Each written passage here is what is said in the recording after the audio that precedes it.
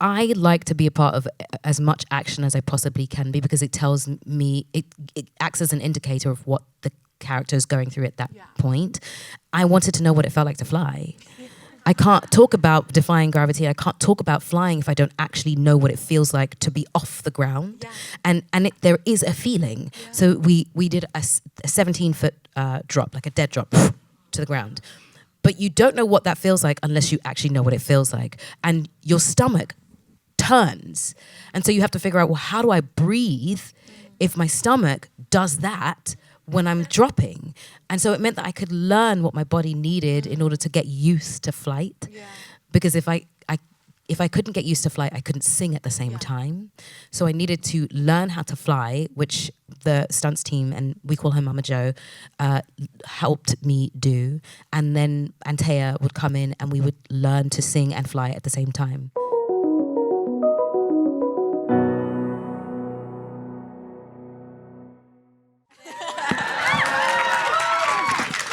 Thank you very much. Cynthia, thank you so much for being here. I wanted to start by asking, once you got the role, I was wondering where your prep started. What was the sort of first thing you went to? I think the first thing went to vocal. I've been doing vocal training basically my entire life. I'm a bit of a stickler for the rules of making sure that my voice stay where I need it to stay. Yeah. So I'm always talking to my different vocal coaches for different things. And I immediately said, well, I need Antea Bochet to come in and make sure that I can keep it healthy. And then physical training, because I knew I wanted to do my stunts. Yeah. And then I asked if I could go into training for stunts earlier, so I could go in and actually work with the stunt team, so I was able to do everything. Wow. Yeah.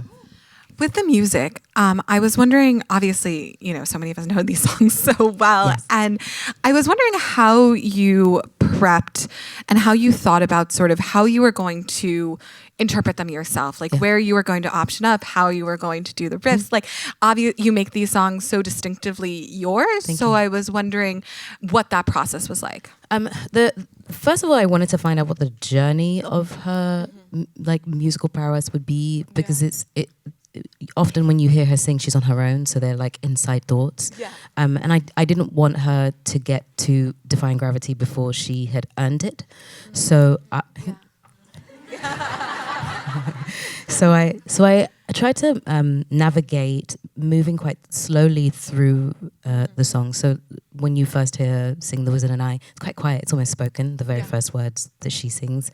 And it doesn't really reach that very big note until the very end. Yeah. It feels quite soft. And then when you get back to I'm Not That Girl, again, very, very soft. She has to earn it. So it takes time to get through those, and the options and the riffs, they come sort of naturally, because I feel like a riff or an option up is like an exclamation mark or a comma. It has to mean something, otherwise it's wasted.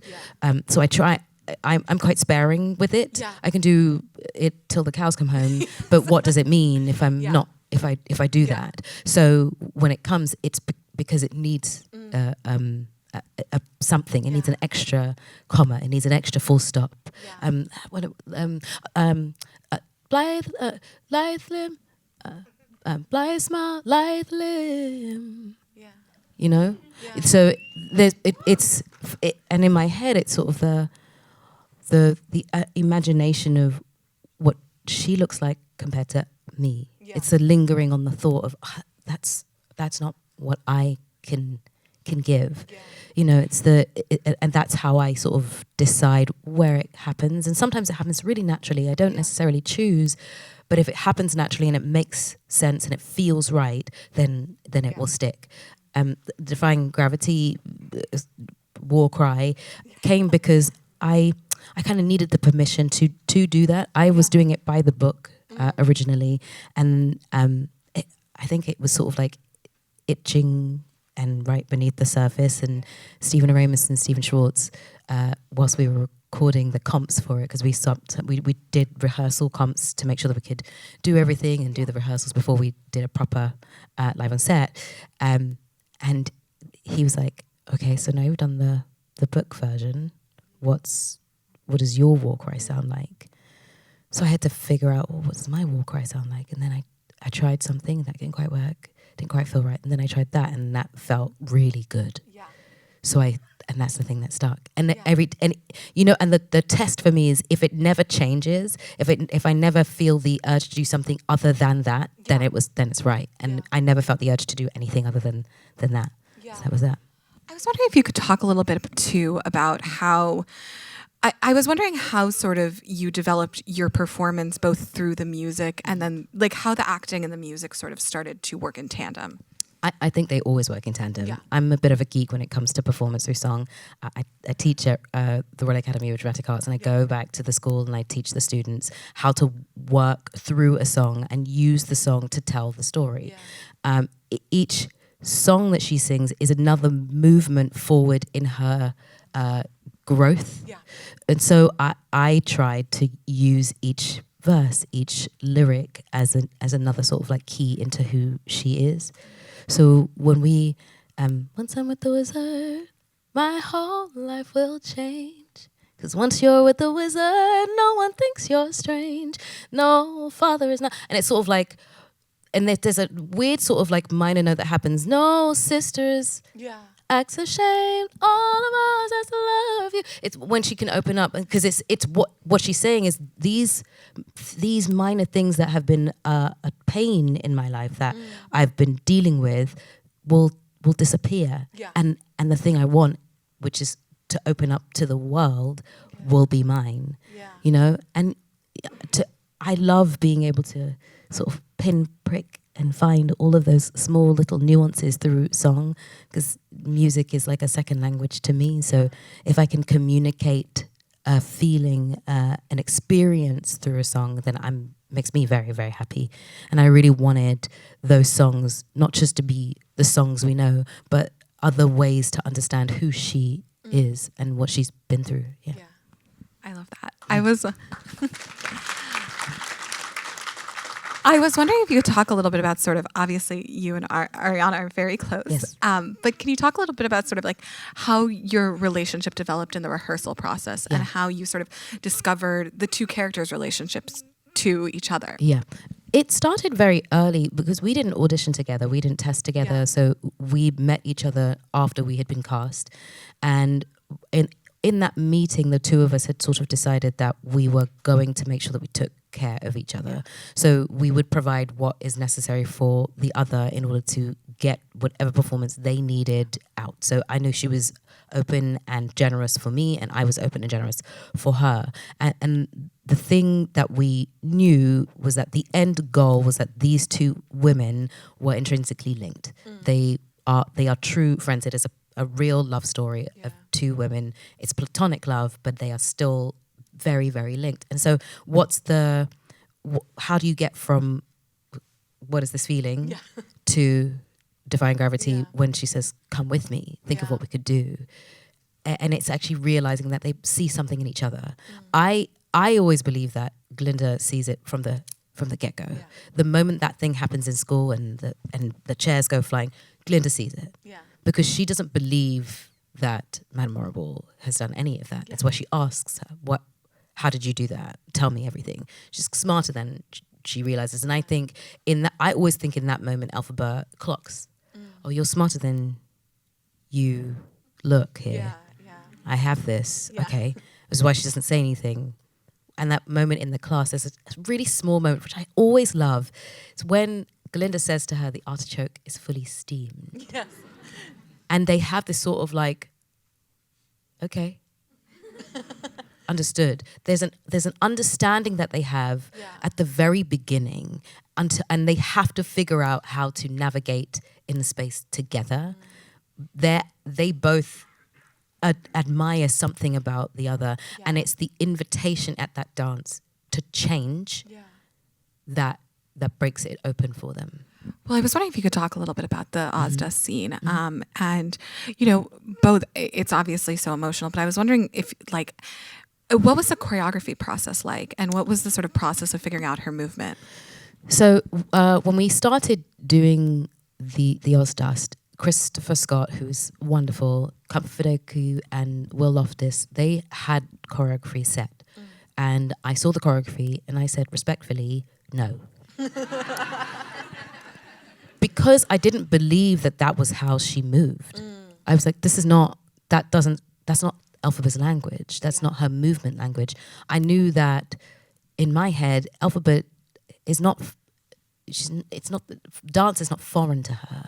She just interprets it differently.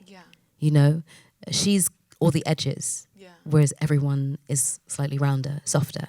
But she's all the sharp edges, which is what that has. It's this. It's this. Yeah. You know? Yeah, and then like on all the it's this. Yeah.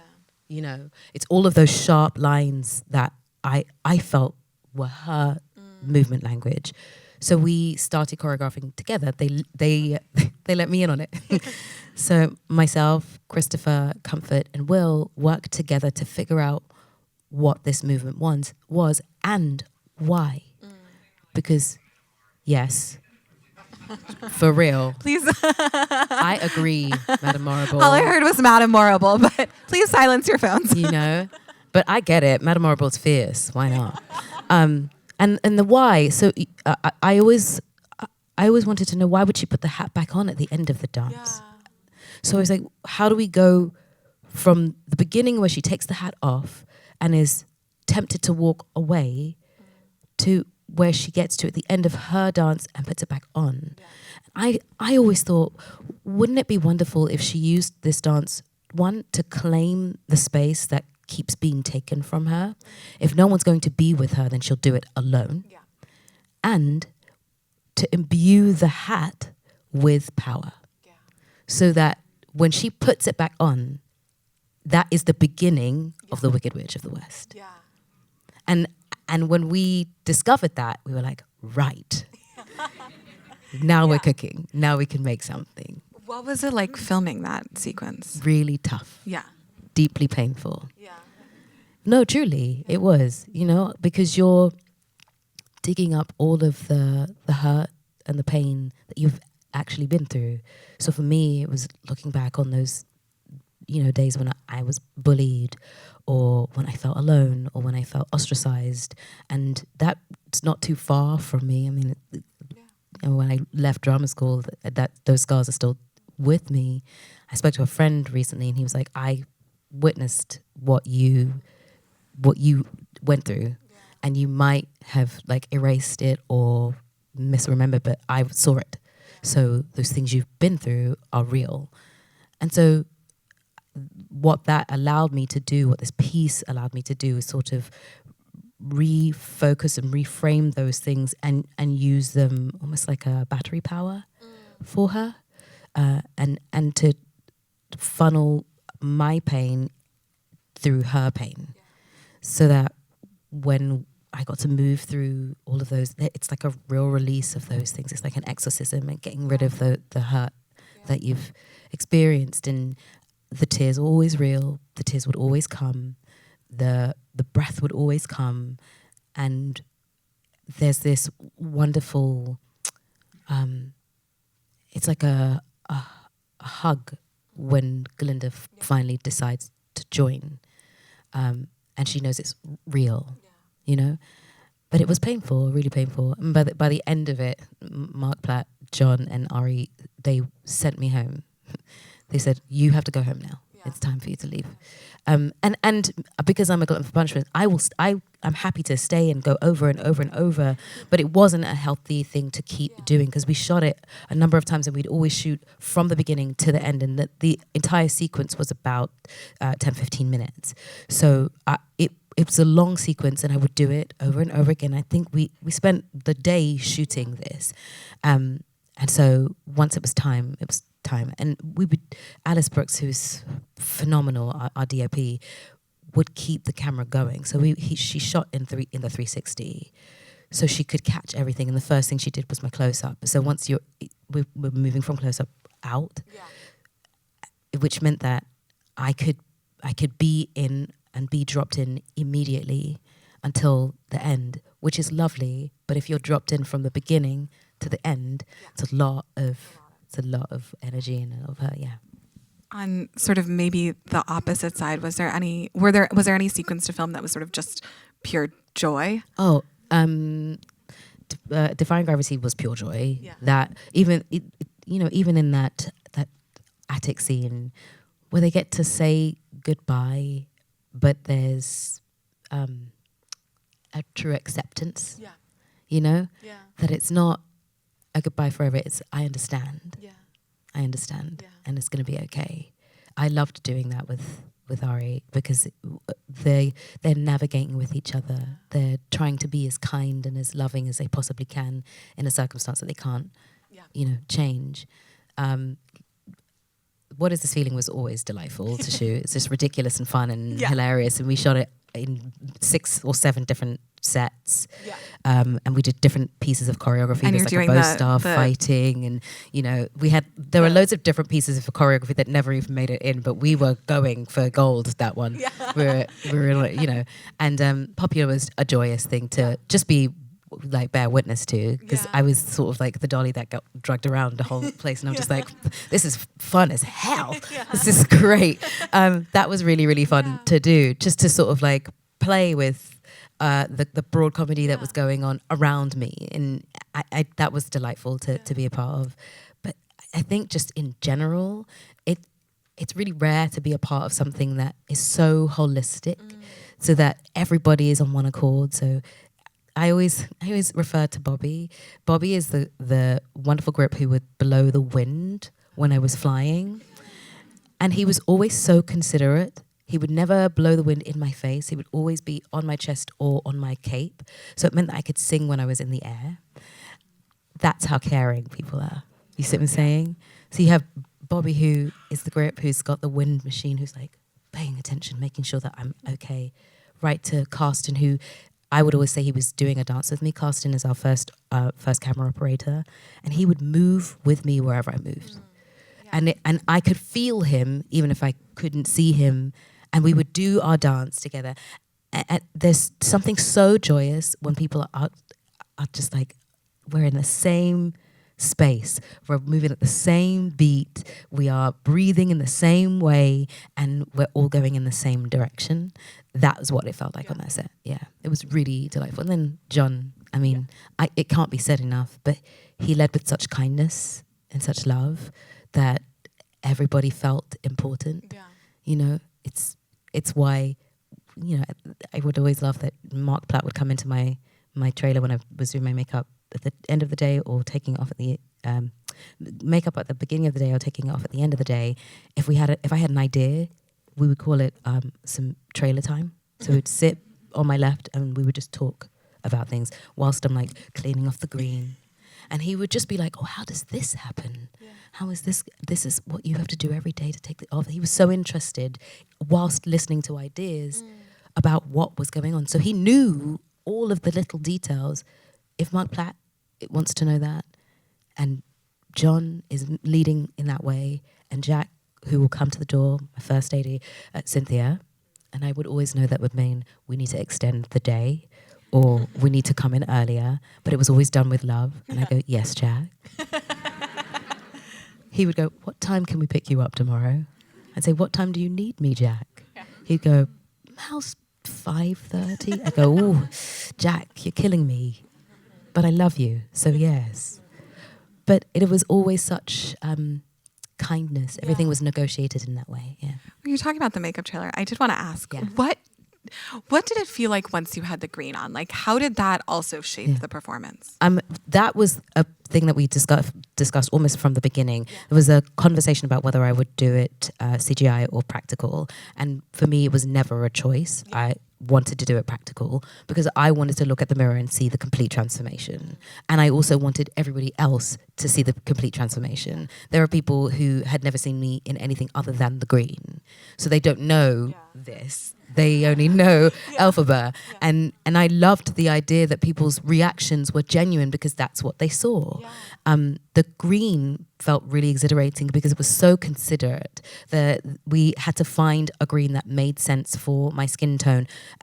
The first green that we tried had like a pink undertone to it, so it was like the wrong shade. It was almost a little too ashy. But then we found like this highlighter yellow that worked on my skin, so it felt like my skin underneath was coming through just enough to make the green look like my skin. And then we thought, well, how do we add depth to this screen? So we thought freckles. Yes. Let's do freckles. But how do we keep the freckles in the same place every single day? Well, we create a vacuum form mask and poke holes in the mask. And so we airbrushed those freckles on every single day, and they would be in the exact same place every single day. And then I thought, I want her to feel close enough so you can read her emotions, but far enough away for you to be like, where is this person from? So I thought, how can we play around with eye color? And we tried like 4 or 5 different contact lenses. 2 are painted and 2 are generic. And we thought, maybe the generic won't work. We had like a hazel pair, which was like just moving into green, but not quite. The green pair. Then there was like a painted blue-green, and there was a painted yellow-green. The painted versions removed me too much. The hazel wasn't strong enough. Yeah. Then we put the green in, and all of a sudden she appeared. Yeah. Because my eyes were still alive, but we still had that sort of, that's interesting. Yeah. And then I had done some research, and because I love these things here, but I wanted to make sure it made sense. And as I was doing my research, I realized that Margaret Hamilton had talents. Yeah. And I was like, well then, how does she become this lady with talents? Where does it begin? So I thought, what if her genetic makeup means that her nails just grow that way? Yeah. What if we find the color that's close enough to her skin so it marbles? And I asked there's a nail tech, her name is Shay. I've known her for 16 years, since I was in London. And I asked if she would come on board and do the nails. And she did. And what we would do, because we did both 1 and 2 at the same time, she would change from scene to scene. If we were doing film 1 and film 2, they're totally different sets of nails. So we would change in the day. Yeah. Or if we were doing, let's say we were doing Emerald City, which is a different set to the beginning, but within a day, she would change those nails from within a day to a day. But we wanted it to be as detailed as possible so that you might not notice that the nails change as she changes, but they do. They change as she changes.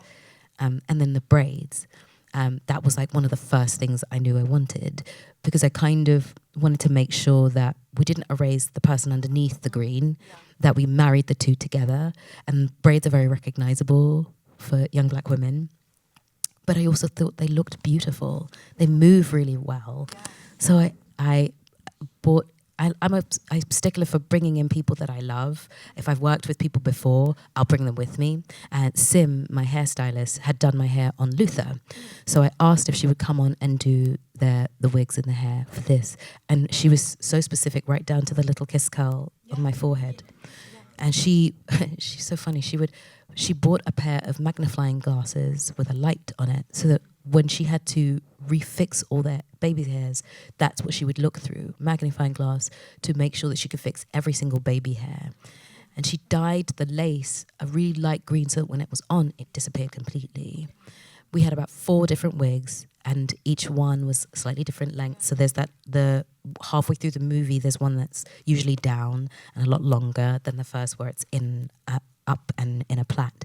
But we wanted to make sure that we could show the different styles that she could play. And when she gets Glindified, you'll notice that it looks like a version of Glinda's hair. Yeah. And then the next day, it's less like Glinda, more like Elphaba. Yeah. I just wanted all those details because it meant that I could be Elphaba. Yeah. And I could explain her story also through the way she took care of herself, the way she dressed. Paul Taswell and I always had loads of different conversations about what's missing from her template. We've got her uniform after she becomes more herself, but we had like a nightgown or a night piece missing, because we already had her first nightgown. And I was like, but what happens after Popular? We need something different. And we think of Elphaba as sometimes we think of her as someone who's lowly or dowdy, but her father is the governor of Munchkinland. Yeah. So she's well-to-do. Yeah. So I wanted to make sure that we showed that she's just very proper. Yeah. And that is where the growth comes in. Then it starts to loosen up, and then you get the white shirt and then the waistcoat, and it becomes a little bit looser. She becomes more herself before you get to the iconic shapes in the the Defying Gravity. know. I'm a geek. I'm so sorry. That was a very long conversation. But all to say, I say all this to say that I love all those little details that make the character, because it isn't just what's going on in her head and what's going on in her heart. It's what you see also, because what you see is what that character has decided to show as well. And I'm always a part of that. Yeah. I mean, I think we have to wrap up soon, but I did want to sort of circle back to the stunts, because that was one of the first things that you mentioned training for. So I was wondering, we talked about the physicality of the dance. I was wondering about the physicality of the stunts and how that, especially, in Defying Gravity, helped. I like to be a part of as much action as I possibly can be, because it tells me, it acts as an indicator of what the character is going through at that point. I wanted to know what it felt like to fly. I can't talk about defying gravity. I can't talk about flying if I don't actually know what it feels like to be off the ground. And there is a feeling. So we did a 17-foot drop, like a dead drop to the ground. But you don't know what that feels like unless you actually know what it feels like. And your stomach turns. And so you have to figure out, well, how do I breathe if my stomach does that when I'm dropping? And so it meant that I could learn what my body needed in order to get used to flight. Because if I couldn't get used to flight, I couldn't sing at the same time. So I needed to learn how to fly, which the stunts team, and we call her Mama Jo, helped me do. And then Antea would come in and we would learn to sing and fly at the same time. Yeah. But I loved it because that physicality allowed me to, there's that one extra thing that that she has where there's a feeling of flight. There is a feeling of defiance when you can be up in the air, which I refused to let go of. I wanted it, yes. Well, I think we have to wrap up, but Cynthia, thank you for being here. Thank you all for being here. Thank you.